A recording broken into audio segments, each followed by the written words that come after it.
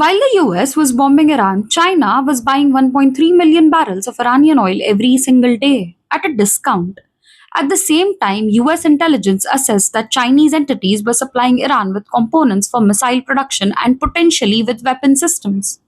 Trump warned Beijing directly if China goes through with it, China is going to have big problems. China denied the allegations.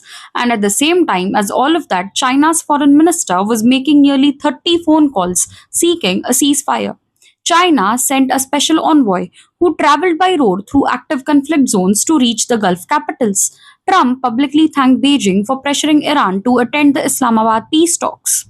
China was simultaneously the largest financer of Iran's war economy, potentially supplying its military and the most active diplomatic mediator between the two sides. Now, here is the part nobody is saying clearly. Brookings confirmed what China eventually got from this war, and it has nothing to do with Iran.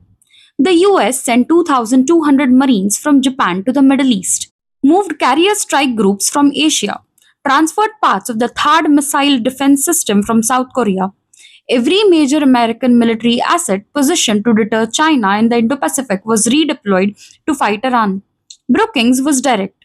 The thing China wanted most was strategic space, the one thing Beijing could not acquire through any diplomatic or military action of its own. Room to maneuver in the Indo Pacific without American forces in the way. It was handed to it by a war it had nothing to do with starting. The Trump Xi summit is May 14. China will likely bring the largest Boeing aircraft purchase order in history. Tariff relief, and according to analysts, China wants to use the summit to slow down American arms sales to Taiwan. China brought Iran's oil, potentially helped Iran build weapons, mediated Iran's peace, collected strategic space from Iran's war, and is arriving at the summit table, having extracted maximum benefits from every position simultaneously. CSIS confirmed 57% of American foreign policy experts do not see the US China relationship as stabilizing.